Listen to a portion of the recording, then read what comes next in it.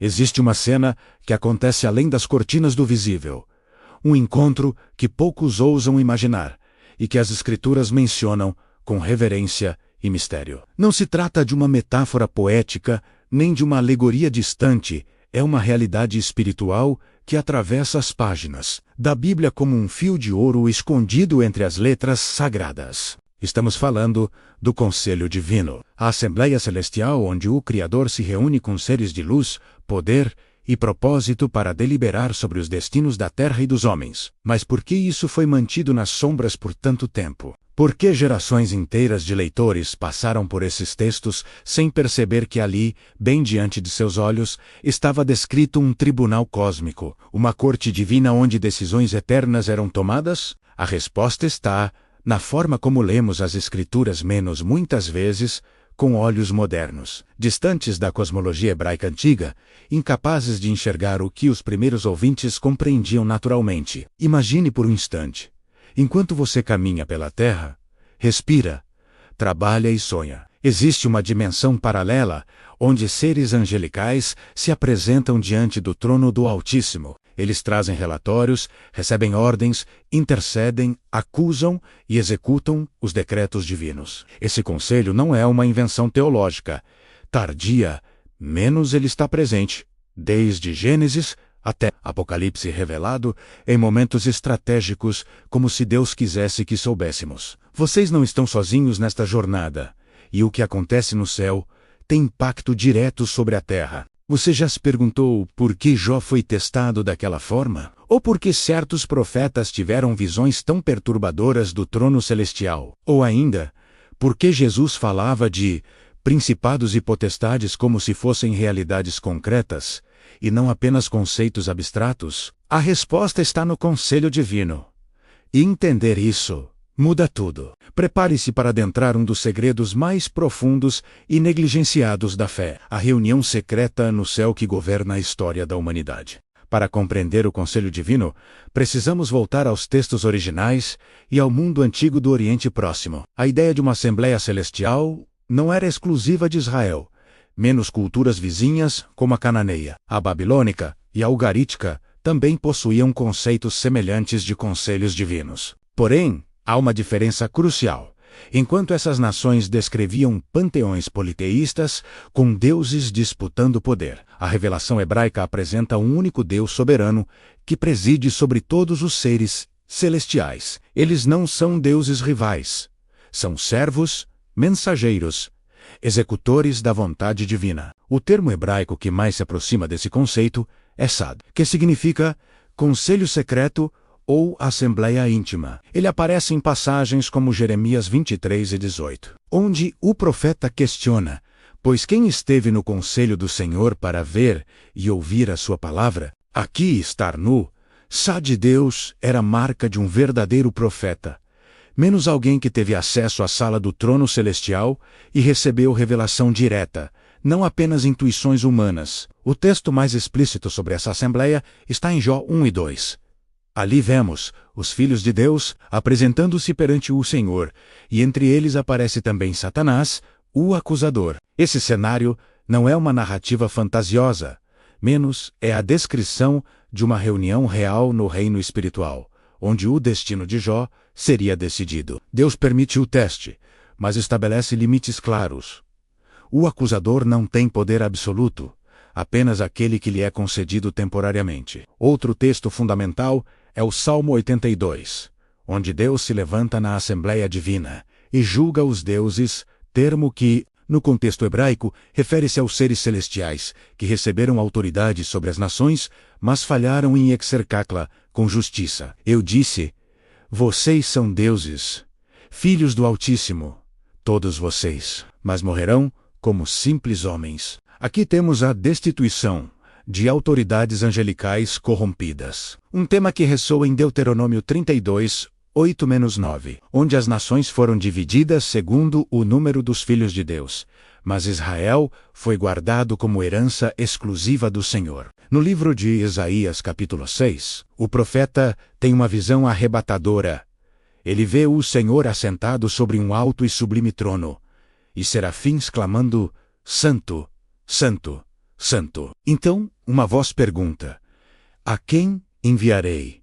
Quem irá por nós? Esse nós não é um plural majestático vazio. É o Senhor consultando seu conselho, deliberando sobre quem levaria a mensagem a Israel. Isaías responde: eis-me aqui, envia-me a mim. Ele foi incluído na Assembleia Celestial, naquele momento transcendente. Daniel também descreve essa corte divina no capítulo 7.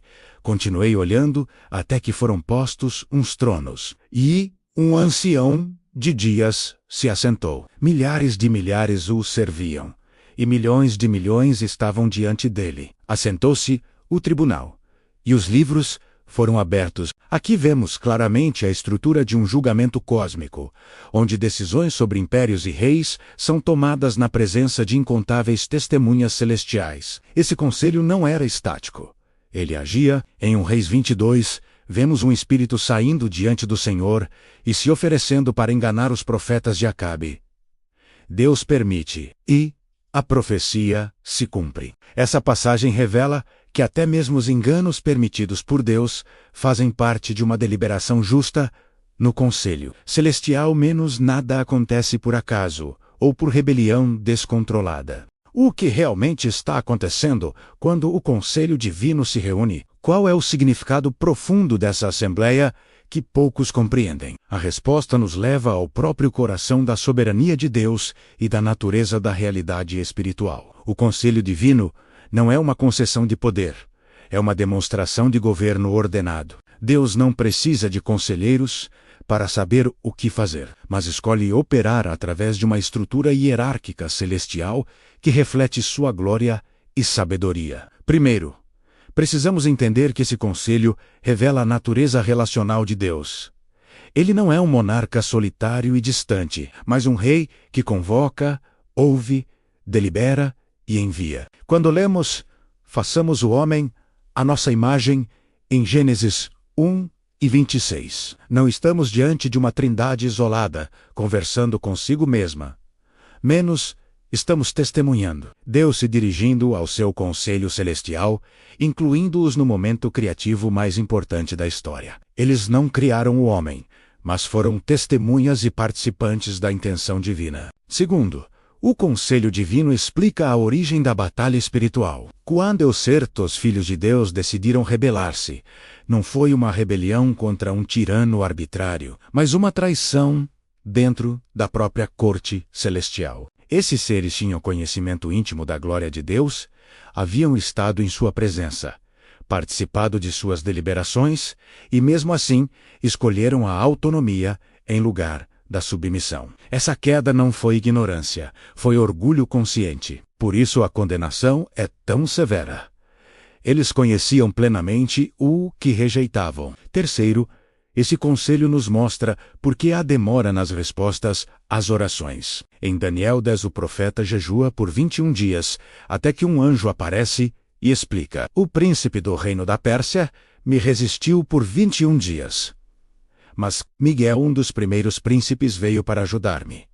Aqui vemos claramente que há conflitos no âmbito celestial, que afetam diretamente o mundo físico. A resposta à oração de Daniel já havia sido enviada no primeiro dia, mas foi retida por resistência angelical hostil. O conselho divino havia decretado a resposta, mas a execução enfrentou oposição no caminho. Quarto, entender o conselho divino ilumina a intercessão de Cristo. Quando Jesus disse em João 17 que não rogava somente pelos discípulos, mas por todos os que creriam, ele estava exercendo seu papel como intercessor dentro do conselho celestial. Assim como Satanás acusava Jó diante de Deus, Jesus agora intercede por nós continuamente, não permitindo que as acusações do inimigo prevaleçam. Hebreus 7:25 confirma: ele pode salvar totalmente os que por meio dele se aproximam de Deus, pois vive sempre para interceder por eles. Essa intercessão acontece na Assembleia Divina, onde Cristo apresenta seu sangue como argumento irrefutável contra toda acusação. Quinto, o conselho divino revela que há hierarquias e funções específicas no reino celestial. Não é uma massa indiferenciada de anjos. Há arcanjos, querubins, serafins, tronos, domínios, principados e potestades. Paulo menciona essas categorias em Efésios 1:21 e Colossenses 1:16, indicando que existe uma estrutura complexa de autoridade e responsabilidade. Alguns governam nações, outros carregam mensagens, outros adoram continuamente, outros guerreiam. Cada um tem seu papel designado pelo Criador. Sexto, e talvez mais perturbador, o conselho divino mostra que há mistérios que não nos foram totalmente revelados. Quando Deus pergunta a Jó, onde você estava quando lancei os fundamentos da terra, ele está apontando para realidades que transcendem nossa capacidade de compreensão plena. O conselho opera em dimensões que mal conseguimos imaginar, tomando decisões baseadas em sabedoria eterna, não em lógica temporal humana. Por isso confiamos, não porque entendemos tudo, mas porque conhecemos o caráter daquele que preside o conselho. Para os antigos hebreus, o conselho divino não era uma doutrina abstrata debatida em seminários teológicos. Era parte integrante de sua cosmovisão, tão real quanto o templo em Jerusalém ou as montanhas de Judá. Eles viviam com a consciência aguda de que dois mundos coexistiam, o visível e o invisível, e que ambos se entrelaçavam constantemente. Cada evento na Terra tinha sua contraparte celestial. Cada batalha física tinha sua dimensão espiritual. Cada decreto divino era executado por mensageiros celestiais. Os rabinos antigos desenvolveram o conceito de Pamalia Shelmalá, a corte celestial do alto. Nos textos talmúdicos e midráshicos, encontramos inúmeras referências a essa assembleia, onde Deus consulta os anjos antes de tomar certas decisões. Não porque precise de conselho, mas para ensinar humildade e o valor da consulta mútua. Um midrash famoso sobre a criação do homem descreve os anjos divididos. Alguns argumentavam a favor da criação humana, outros contra, até que Deus tomou a decisão final. Essa narrativa rabínica reflete a compreensão de que o Conselho Celestial participava dos momentos cruciais da história. A liturgia judaica preservou essa consciência do mundo celestial. Nas orações diárias, especialmente no Kedushá, os fiéis repetem as palavras dos serafins de Isaías 6. Santo, Santo, Santo é o Senhor dos Exércitos. Ao fazer isso, eles não estão apenas relembrando um texto antigo, estão se unindo ao louvor contínuo que acontece no Conselho Celestial. Neste exato momento, a sinagoga terrestre é vista como reflexo da Assembleia Celestial, e cada oração é um eco das vozes angelicais que nunca cessam de adorar. Os profetas eram compreendidos como aqueles que haviam sido admitidos temporariamente nesse conselho. A palavra hebraica nabi-profeta não significava apenas alguém que predizia o futuro, mas alguém que havia estado na presença divina, ouvido as deliberações celestiais e retornado para transmitir a mensagem. Por isso profetas falsos eram tão perigosos. Eles não haviam entrado no Sá de Deus, mas proclamavam suas próprias imaginações como se fossem decretos divinos. Jeremias confrontou esses impostores dizendo: Eu não enviei esses profetas, mas eles foram correndo. Não lhes falei, mas eles profetizaram. A festa de Rosh Hashanah, o Ano Novo Judaico, carrega profundo simbolismo ligado ao conselho divino. É celebrada como o Yom Hadin, o dia do julgamento, quando Deus se assenta em seu trono e os livros são abertos, exatamente como Daniel descreveu em sua visão. Durante 10 dias, até o Yom Kippur, dia da expiação, acredita-se que o destino de cada pessoa está sendo decidido na corte celestial. Esse período é chamado de dias temíveis, porque o véu entre os mundos se torna mais fino, e a realidade do julgamento divino se torna mais palpável. Os escritos apocalípticos judaicos, como o livro de Enoque, embora não canônico, extremamente influente no judaísmo do Segundo Templo, expandem dramaticamente a visão do conselho divino. Enoque descreve suas jornadas celestiais onde vê os vigilantes, anjos que receberam autoridade sobre a criação, mas se corromperam. Ele testemunha julgamentos, execuções de sentenças divinas e a organização complexa do governo celestial. Embora devamos ter cuidado com textos não canônicos, eles nos mostram como os judeus contemporâneos de Jesus pensavam sobre essas realidades espirituais. A própria arquitetura do tabernáculo e depois do templo era um modelo do conselho celestial. O Santo dos Santos, onde apenas o sumo sacerdote entrava uma vez por ano, representava a sala do trono divino. Os querubins bordados nas cortinas e esculpidos sobre a arca simbolizavam os membros do conselho que cercam a presença de Deus. Quando o sacerdote entrava ali, ele estava, simbolicamente, adentrando a Assembleia Celestial, um momento de terror sagrado e privilégio inexprimível. Os sábios ensinavam que cada pessoa tem anjos designados, menos alguns para acusar, outros para defender. Essa não era superstição, mas compreensão bíblica de que nossa vida é observada e relatada no Conselho Celestial. Nossas ações na terra geram repercussões no céu. Nossas orações sobem como incenso. Nossas lágrimas são recolhidas em odres divinos. Tudo é registrado, tudo é visto, tudo importa eternamente. Você pode estar se perguntando: o que uma Assembleia Celestial antiga tem a ver com minha vida em pleno século XXI? A resposta é absolutamente tudo. Compreender o conselho divino transforma radicalmente a maneira como enxergamos nossas circunstâncias, nossas lutas, nossas orações e nosso propósito. Quando você acorda pela manhã e enfrenta seus desafios, não está apenas lidando com problemas humanos isolados. Você está vivendo em um campo de batalha espiritual, onde decisões celestiais se entrelaçam com suas escolhas terrenas. Primeiro, essa revelação muda completamente nossa teologia da oração. Quando você ora, não está apenas enviando pensamentos positivos ao universo, ou tentando convencer um Deus relutante a agir. Você está participando das deliberações do Conselho Celestial. Suas orações chegam diante do trono como incenso, são apresentadas pelos anjos e provocam movimentações no mundo espiritual. Apocalipse 8, 3-4 descreve um anjo que recebeu muito incenso para oferir com as orações de todos os santos sobre o altar de ouro, diante do trono. Suas palavras têm peso eterno, ressoam em dimensões que você não vê e alteram realidades que você ainda não percebeu. Segundo, entender o conselho divino nos dá uma perspectiva correta sobre a batalha espiritual. Paulo não estava sendo dramático quando escreveu em Efésios 6:12. Nossa luta não é contra carne e sangue, mas contra os principados, contra as potestades, contra os dominadores deste mundo tenebroso, contra as forças espirituais do mal nas regiões celestiais. Essas não são metáforas poéticas, são descrições de realidades objetivas. Quando você enfrenta oposição inexplicável, portas que se fecham misteriosamente, conflitos que parecem sobrenaturalmente intensificados, você pode estar testemunhando os efeitos de decisões tomadas no Conselho Celestial, tanto por Deus quanto por forças rebeldes que ainda possuem autoridade temporária. Terceiro, isso nos ensina sobre a natureza do tempo de espera.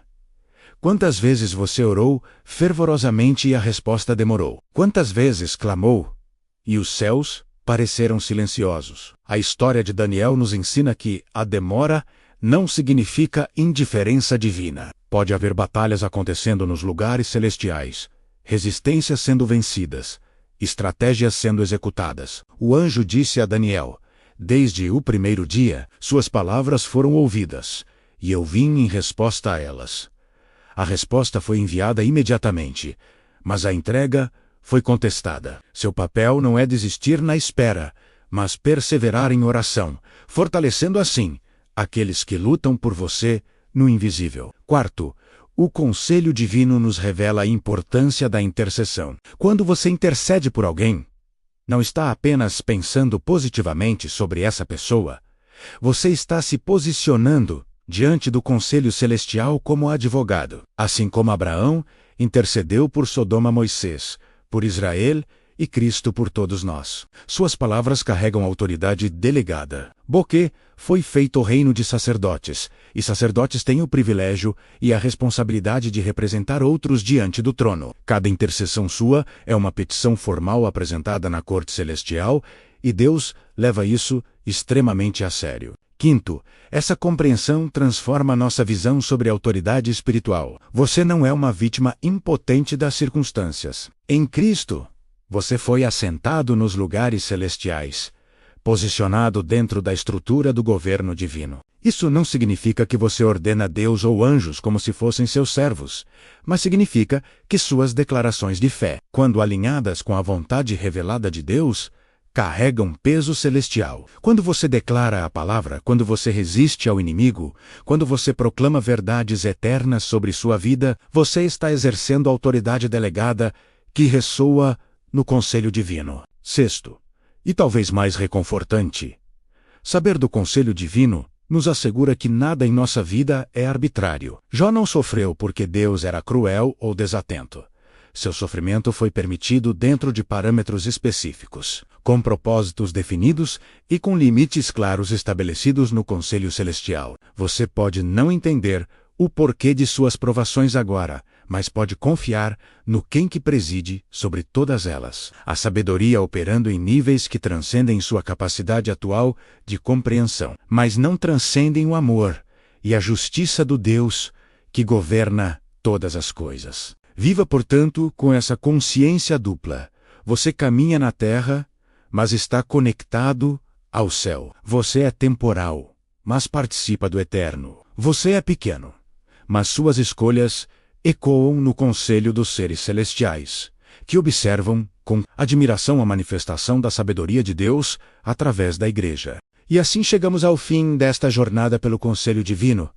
Ou seria apenas o começo de uma compreensão mais profunda? Você acaba de ser admitido, ainda que brevemente, a um dos segredos mais bem guardados das Escrituras. Viu além do véu que separa o visível do invisível. Compreendeu que há uma Assembleia Celestial operando neste exato momento, tomando decisões que afetarão sua vida, sua família, sua nação e toda a criação. Mas essa revelação não termina aqui.